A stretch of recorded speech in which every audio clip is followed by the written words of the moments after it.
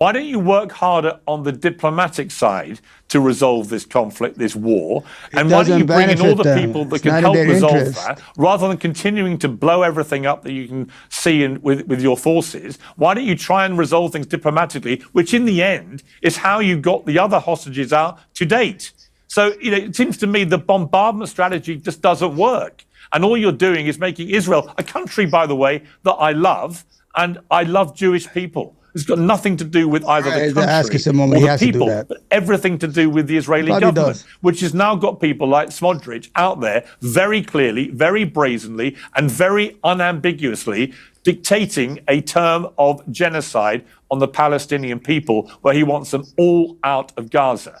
Now, do you think that's a good idea? Do you think that's the solution? I'm not speaking for Bezalel Smotrich. I'm not his spokesperson. I'm the Israeli ambassador. What do you think? And I think whatever the government thinks, because I'm ambassador, I'm representing a government here. How are we supposed to know what the government thinks when he's out there saying that? I represented the last 4 governments that Israel had. And let me tell you something. There is not even one leader in Israel today that is running for office, whether he's in the opposition or in government, that believes that Hamas should stay in power. And we released 197 hostages just because we had a combination of a diplomatic pressure together with the military pressure. Nothing would have happened from a goodwill. This is a terror organization. They don't do things from goodwill. There is no goodwill in Hamas. And because you know it, again, I'm disappointed that some people lose patience. Can you lose patience in the middle of the Second World War and just let the Nazi regime to win? I don't think it would have been a good idea. I'll tell you what I've lost patience with.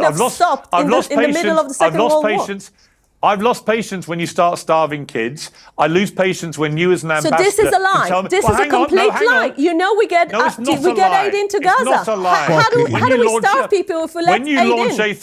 When you launch a 3-month blockade of an already impoverished, hungry people who are bunkering down from nightly bombing raids, when you do that, you will starve people. You will starve. Never the intention was not to let Hamas get over and take over the aid. And there was no other solutions. No one was offering a better mechanism. But it was the consequence of your actions. Do you accept that? As I said again, Israel never was planning to starve anyone. And our actions are speaking more than our words, because in the end of the day, tons of aid got into Gaza for months and months and months. And now I think it's time for all of us. I literally saw footage yesterday, or today it was, of literally thousands of Palestinians desperately fighting. One lost their life as they're fighting for scraps of food.